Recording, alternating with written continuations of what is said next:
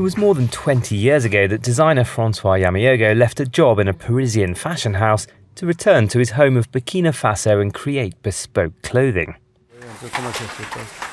People here in the town of Koudougou have been growing cotton and weaving it by hand for about 1,000 years.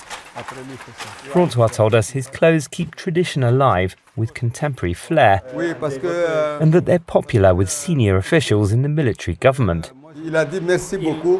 When Captain Ibrahim Traore took power in a coup nearly 4 years ago, he promised to grow industries and free Burkina Faso from economic dependence on the West. Francois says his export market had dried up years before. I used to sell in France, Belgium, Switzerland, even the United States, but now it's become difficult. So these days I've turned my attention to the sub-region. But Burkina Faso remains my biggest market. Francois says he can't compete with Asian factories on cost or on quantity, but he can compete in quality and originality.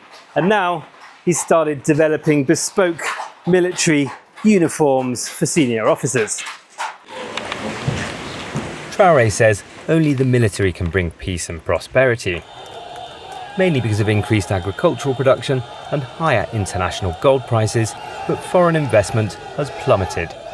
The finance minister told us military rule is not to blame. If somebody is far from Burkina Faso and they think that it's not transparent, this is not our problem. We focus on our country, we focus on our population. The government says it's increased taxes to fund its fight against armed groups. On the street to the capital, Ouagadougou, almost nobody criticises the government, but traders told us they're struggling. Newton Ahmed Barry is one of many journalists who fled into exile after the coup and one of few willing to speak. There is no more international organization in the countries again. And those who were providing works for people, all of them have gone. Newton and international conflict observers say the army doesn't control most of the country. The government says it's nearly defeated the armed groups. The gains in agricultural production haven't reached the possibly millions of herders and farmers who remain displaced by the conflict.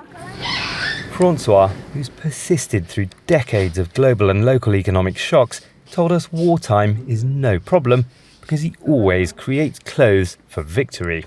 Webb, Jazeera, Koudougou, Burkina Faso.